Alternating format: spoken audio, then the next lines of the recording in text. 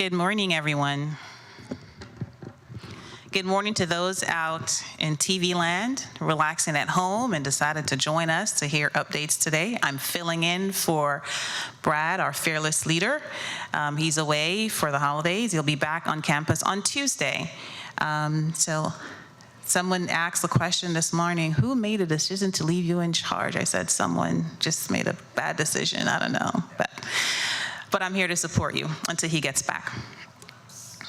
All right, a couple of things that I have for updates. I hopefully will be able to show a map of the community this morning because there are some important construction updates, and I wanted to project the map of the campus so you can see exactly the locations that I'll be referencing. So while Gavin loads that up, I'm just gonna skip ahead and go over some other items. On Thursday, well, let me start off by saying our prayers are with those impacted by Hurricane Idalia over these past couple of days. But it's just, it's another show of, being prepared, right? So for us here as a community, be prepared. There is a running list on Channel 90, I believe it is, on commonly purchased emergency supplies. Take advantage of that. If you need a hard copy, we can have that printed and have it at the front desk, the town center reception area for you to pick up. Be prepared. That's the biggest message I have out of that. But again, our prayers goes out to those impacted by Hurricane Idalia. All right, on Thursday, September 7th, Brad will be reviewing survey results during his weekly updates. So that's Thursday, September 7th. The residential survey results will be reviewed by Brad during his weekly updates.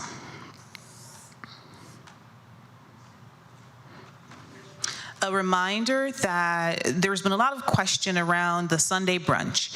And there was a meeting held yesterday with our resident council president and also the council member that represents the dining department. And just to clarify some items, and the biggest takeaway for us is to clarify that for Sunday brunch, reservations are not required. They are recommended for the sake of keeping a count or an average number of those, or a rough number, I should say, of those that will be showing up, for the sake of making sure we have enough food for everyone, right? But it's not required. Again, it's strongly recommended, but it's not required.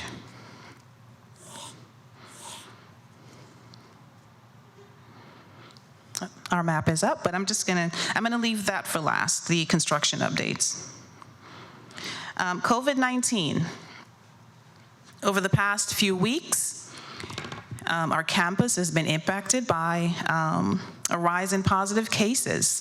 I've been approached by quite a number of residents sharing, what are we doing, or how many residents are COVID positive, and those type of questions. And all I can say is just be mindful. Protect yourselves. Each person is responsible for their own behavior. So if you're in a crowded area and there's a medical issue going on with you, or you're coughing, you have flu or cold-like symptoms, reach out to Claudette. Reach out to your primary care doctor, and rule out COVID, rule out the flu. But in the meantime, just wear a mask if you're going to be in crowded spaces.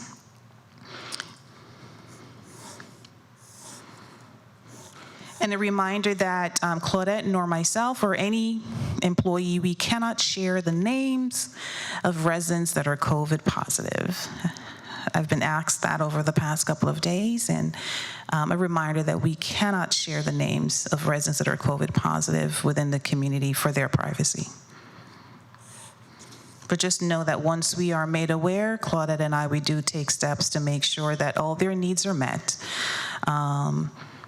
And that they're getting the care that they need by referring either to their physician or helping to support in any way we can.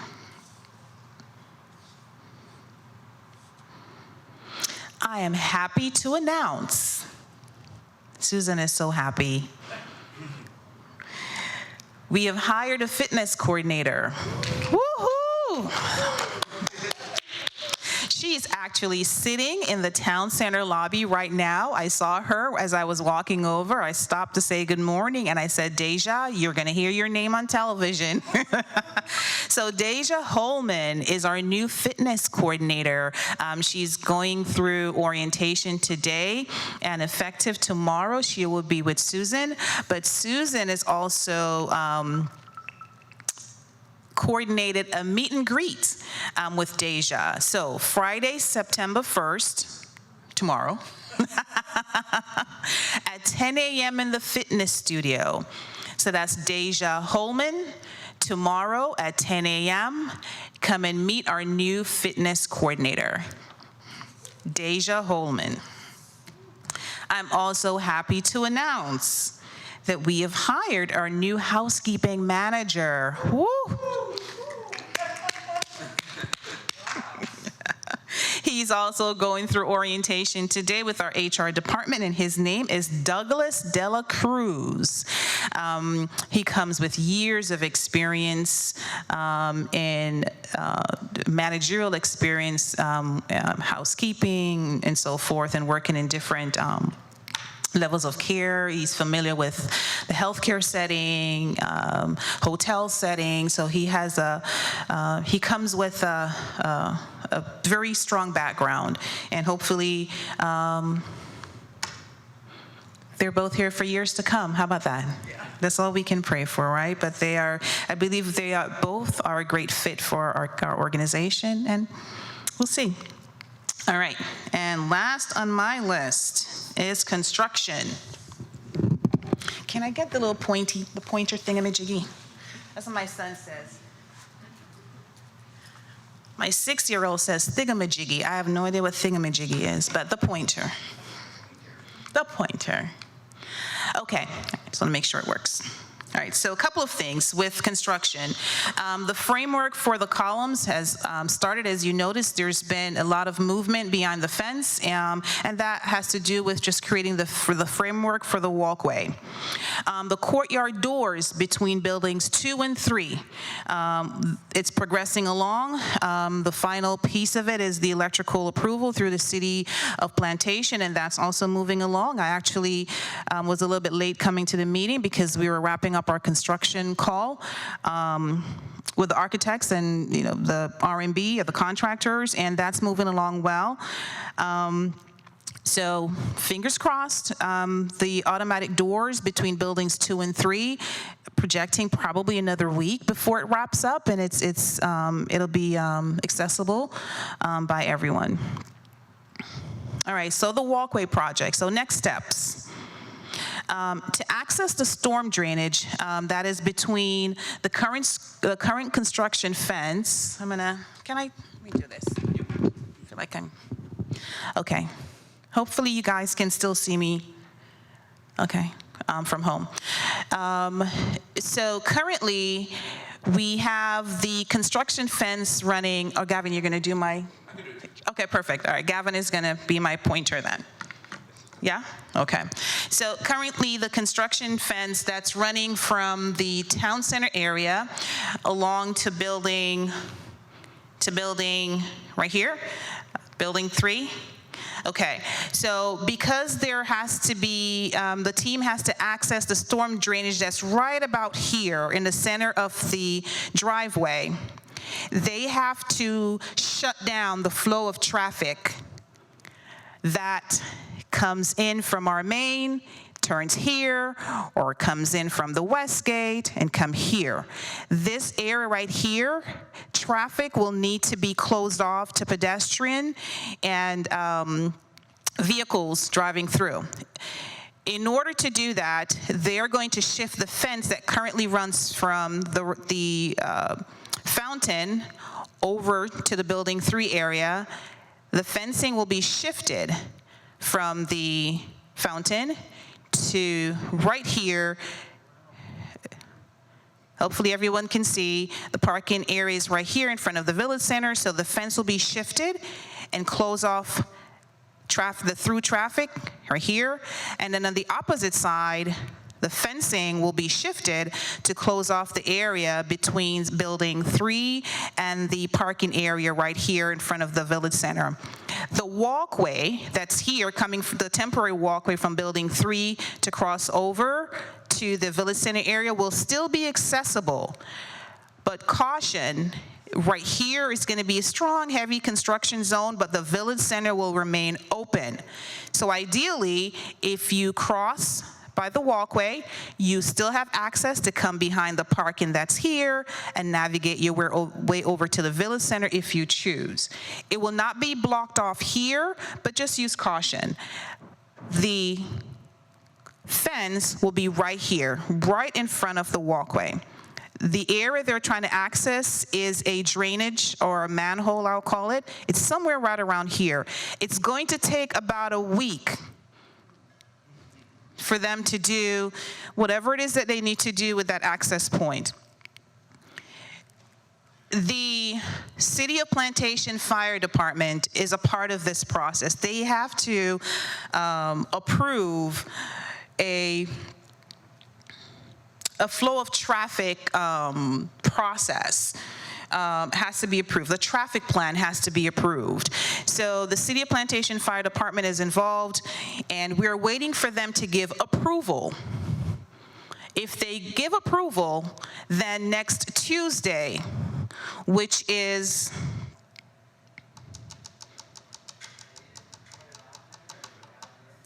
the 6th, 5th, next Tuesday, the 5th, will be the day the fence will be, Tuesday the 5th will be the day the fence will be shifted.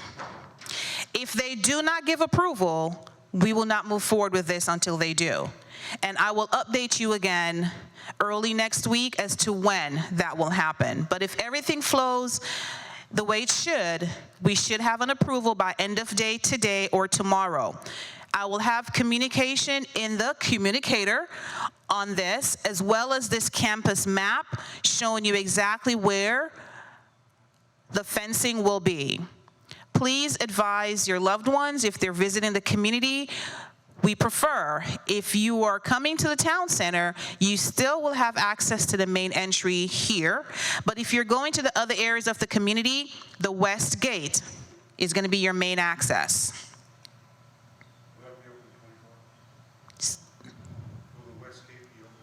Very good question. I will ensure that security has this west gate open 24 hours.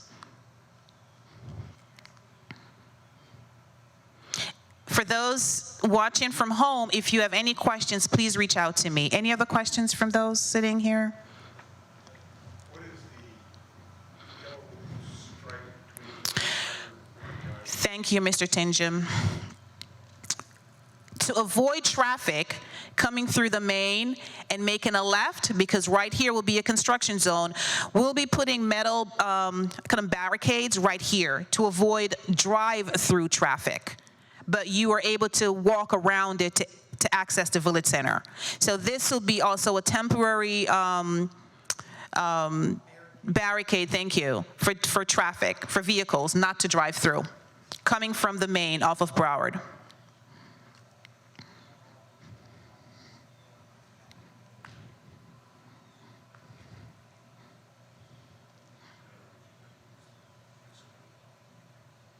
So I'm going to leave this up for a few minutes so you can absorb it, but a reminder that I will be placing a copy of this map with the highlighted areas for where the barricades or the fencing will be in the communicator tomorrow if we are approved.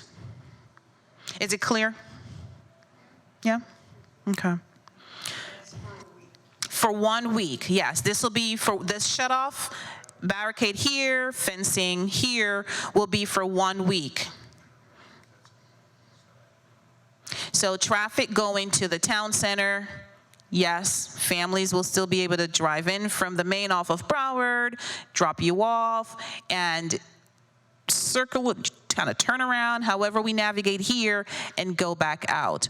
If you're visiting your visitors, or if you're driving to come in to see visit the other areas of the community, preferably, well, the only area truly is the West Gate.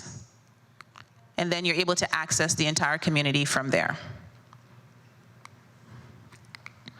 Again, the walkway here, the temporary walkway from buildings 3 over to the Village Center area will be accessible. It will not be blocked off. Again, caution, when you are crossing over and you're coming along the walkway behind the parking areas, just take caution, but you will still have access to cross over and to come into the Village Center for any events during that time. So there'll be no parking basically except that small area in front of the village center? Right here? The other area is going to be closed off to vehicle traffic? Ask that question right here. Yes. The, The only place that parking could take place, all the other area below and to the left of that would be not? correct. Thank you, Mr. Tinjum. As far as parking will be accessible here. Right here, we've sort of established that already as far as not being able to park right here, and here has already been shut off to regular traffic. This is all construction drop zones already. Right here, I believe there's 2 slots plus there's a handicap spot, I believe that's here.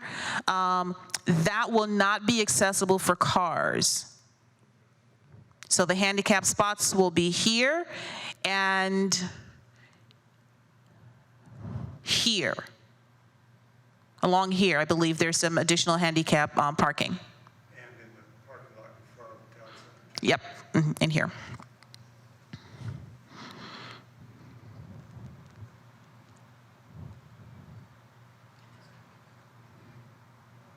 So consider right here a no entry zone for vehicles.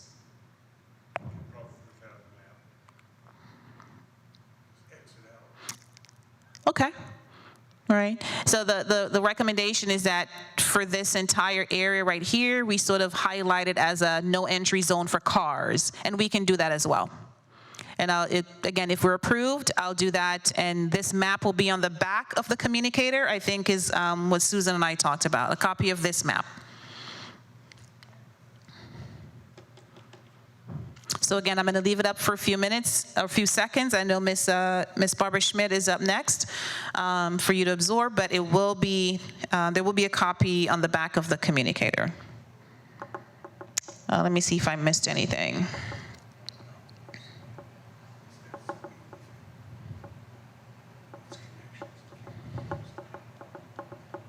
I think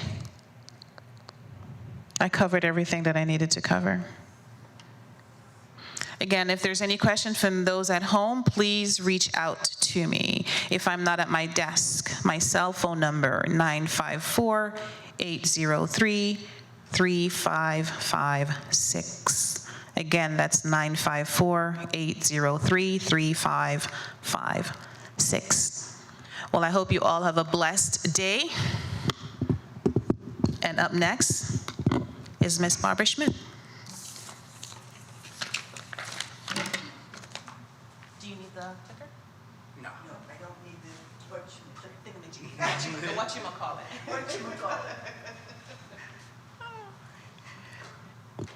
Good morning, everyone. Happy day.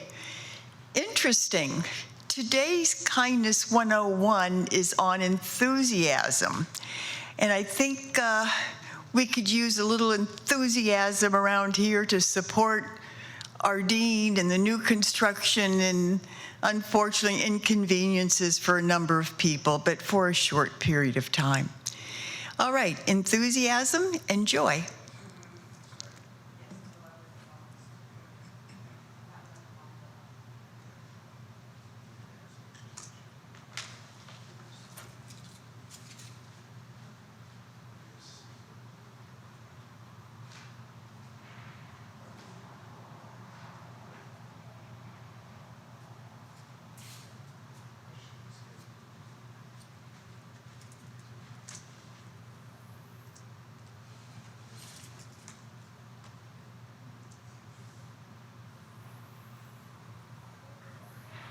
This Morning, we continue our special series, Kindness 101, with Steve Hartman, sharing stories that are built around themes of kindness and character, and the people who have mastered those qualities. Today's lesson is enthusiasm. Steve and his kids introduce us to a former bus driver whose enthusiasm created a lasting bond with the students he drove to and from school each day. Good morning. This is my daughter, Meryl. Hi. We couldn't be more enthusiastic for our lesson on enthusiasm. And for a definition, let's go over to your brother Emmett at the dictionary desk. Emmett. Enthusiasm is like a special kind of joy that fills you with energy to do something. Perfect. You guys ever heard of Ralph Waldo Emerson? No. Never? No, it doesn't ring a bell for me. Oh, like, where's Waldo? No, not Where's Waldo. This is a guy that I think he wore a different shirt every day, and he was also a writer, too. Oh. Emerson once said, "Nothing great is ever achieved without enthusiasm." And he's right. Enthusiasm is crucial to success. And if you want definitive proof, look no further than our library of living life lessons. And this story about a man with a busload of enthusiasm. Over the years, he has bought these kids bikes, backpacks, handed out cards on birthdays, and even turkeys at Thanksgiving. He has spent thousands out of his own pocket. And yet, if you ask the kids what they like most about Curtis, the gifts don't even come up. He really cares about us. Is really kind. Important. A lot has happened since we first told that story. And joining us now to tell us about it, Curtis Jenkins. Hello, how you doing, Steve? We're doing great. Do you still drive a bus? I don't drive a bus at this time. I was promoted. You were promoted. Yes, teaching other bus drivers. So you began teaching other bus drivers how to be like Curtis Jenkins. Yes, some of them didn't have to do too much. It was a great opportunity for me to show the enthusiasm that I had with the kids and give it to someone else. Sounds like a good job. It does sound like a good job. Are you still talking to the kids that were on your bus route? Yeah, I go to the school frequently and I see those kids. Those kids are very, very, very dear to my heart. Ethan, he's going to the 9th grade now. Actually, we stood up a little lunch date, me and him and his mom. In your opinion, do you think that people can make themselves feel enthusiastic about something? You can't make this up because you know what? Any job that you get, you can find some type of joy. Everybody can find purpose in everything that they do. I'm just grateful that you've decided to dedicate yourself to children. So thank you so much. And thanks for being with us. Oh, thank you. Thank you. And thank you, too. We'll be back here again, enthusiastically, next week. Until then, stay kind. Got it, Meryl. That's my favorite part. Stay kind. But how about the little boy that said about Curtis Jenkins? I wish my father could be like that. I know. Yeah. But I mean, how about what Curtis has to say about a job? I mean, people always say, like, it's not always fun. That's why they call it a job. Yeah. But you can still muster some enthusiasm for it if you connect it to something bigger. And he does. Yeah. Especially when it comes to kids. And when you care about your job. Pouring that into them, that's for sure. I wanted to share something that I am enthusiastic about, and that is this evening at 6:30, I'll be running the team trivia like we did before the pandemic. So I encourage you, invite you to come try it out. Maybe it'll be something that you find enjoyable. I've been very enthusiastic about putting it together. Have a great day. That was a cute one, wasn't it?